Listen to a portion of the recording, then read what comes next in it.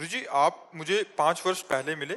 इनमें भगवान काशी विश्वनाथ जी की असीम कृपा रही। मैं उनके पास जाकर प्रार्थना करता था कि मुझे कोई गुरु मिला दो। उनकी कृपा से आपसे मिलना हुआ। महाराज जी, मुझे दुख इस बात का है कि इतने समय हो जाने के बाद भी ऐसा क्या कारण है कि श्री जी के लिए कभी विकलता नहीं आ रही, रोना नहीं आ रहा। श्री जी मिल जाएं ऐसा अभी सुना कभी।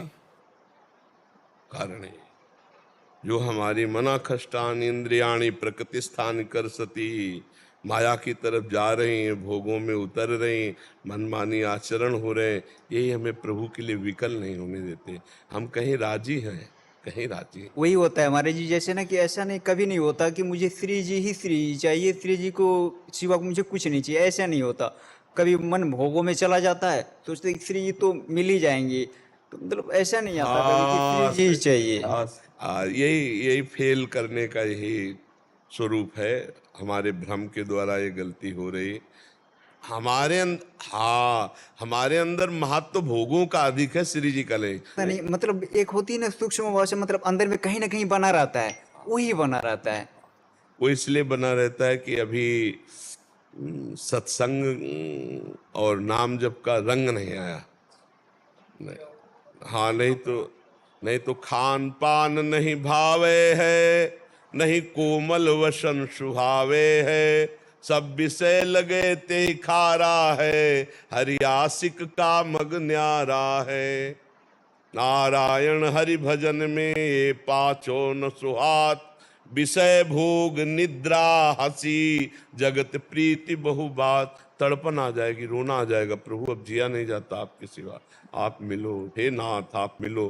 पर बात यही बच्चा कि हमारा मन हमको भोगों में, कि भगवान तो दयामय है, वो तो मिल ही जाएंगे आखिरी तक। और यही करते करते हमारा जीवन व्यतीत हो जाता और कभी भगवान नहीं मिलते। एक आदमी संत सेवा में गया तो बहुत दिन संत सेवा की, तो उसने एक दिन कहा कि महाराज, हम आपसे कह नहीं रहे, हमारे अंदर कोई ऐसी श्रद्धा से हम सेवा आपकी नहीं कर रहे, हमें धन चाहिए। और सुना है संत सिद्ध पुरुष होते हैं, वो चाहे तो धन दे सकते हैं। तो उनका, अगर सेवा का फल तुम धन चाहते हो, तो एक दिव्या में पारस मणि रखी थी, दिया, बोले जाओ 7 दिन तुम्हें देते हैं, जितने लोहे में चाहोगे वो छुआ दो, वो सोना बन जाएगी। पारसमणि का प्रभाव होता है। जाओ 7 दिन के शाम को हम वापस ले लेंगे। और उसने विचार किया कि मणि तो हमारे पास आए गए, अब हम सब खेती बेच डाले और लोहा खरीद करके और घर में सब बंद कर ले, और आखिरी में पूरे लोहा में छुआ देंगे, सोना ही सोना हो जाएगा। अब खेती बेचने में कई दिन लगे, 3-4 दिन, भाई ग्राहक भी ढूंढना है, वो पैसे खेती बेचा, फिर लोहा एकत्रित करके, और मतलब वो ये भूल गया कि शाम के पारसमणि ले जाएंगे। शाम तक सब लोहा घर में अंदर डाल करके, तो डाल ही रहा था लोहा, महात्मा जी आ गए, उनका बेटा पारसमणि वापस करो। बोले स्वामी जी पूरी खेती बेच डाला, सब कर डाला, अब लोहा तो अंदर ही डाल रहे, थोड़ी देर रुक जा। बोले 7 दिन में नहीं, एक कील भी सोना नहीं बना पाए, सीधे वापस, कुछ नहीं हुआ। समझ पाए? ऐसे ही भगवान ने श्वास रूपी पारसमणि दी है, इसे नाम में राधा राधा राधा।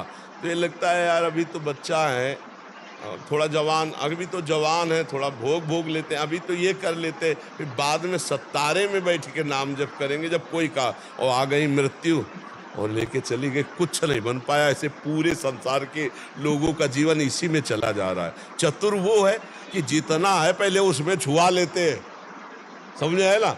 अगर हमारे घर में 1-2 बाल्टी है तो पहले उसे सोना बना के तो देखे हम।